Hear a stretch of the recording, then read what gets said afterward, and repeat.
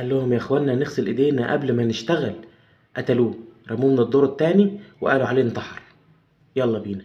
زمان ما كانش موجود ثقافة غسيل الأيدي ما بين الدكاترة كانوا بيشتغلوا ما بين حالة والتانية من غير ما يغسلوا إيديهم، وطبعا ما كانش فيه جوانتيات لحد سنة 1840. كان في دكتور اسمه إيجان سيمي لويس ده كان جراح نمساوي، كان بيشتغل سنة 1840 في مستشفى في فيينا.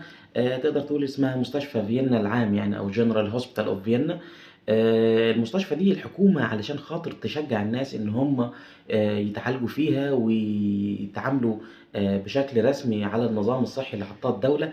كانت الحكومة حاطة نظام إنه أي طفل هيتولد بره المستشفى مش الحكومة مش هتعترف بيه ولا هتسجله.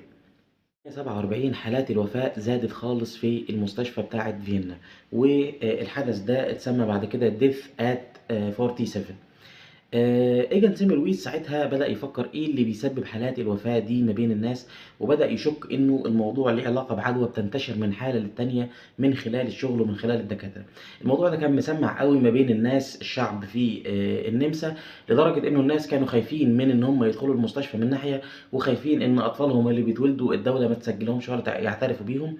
فكانوا بيروحوا الستات الحوامل ساعة الطلق يولدوا قصاد المستشفى، علشان ساعتها يقدموا ورقهم يقولوا والله احنا الست ولدت في الطريق وهي جايه. اكتشف انه عدد الحالات الوفاه بيقل مع غسيل الايدين، لان العدوى بدات انتشارها يقل. طبعا بدا يطرح الفكره دي على كل الدكاتره اللي موجودين في المستشفى، لكن قوبل بالرفض الشنيع من كل الاطباء. وده لانه الناس اعتادت على حاجه فرافضه فكره التغيير، وده امر بيحصل مع كل الناس في كل حاجه، هذا ما وجدنا عليه اباؤنا واجدادنا. طبعا ساعتها ايجن سيمي لويس ساب مستشفى فيينا عن طريق الفصل لانه كان بيتحارب، فصلوه من المستشفى.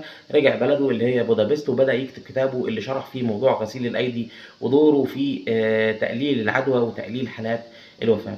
بعدها ايجن سيمي لويس تم اتهامه بالجنون وتم نقله لمستشفى الامراض العقليه.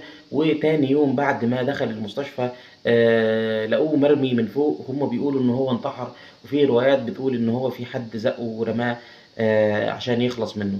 بعد سنين من وفاة إيجان سيمي لويز الراجل ده الناس اكتشفوا إنه دور غسيل الأيدي في عملية تقليل العدوى، وطلعوا رفاته وعملوا له متحف وفيه تمثال خاص بيه موجود في مدينة بودابست اللي هي بلده.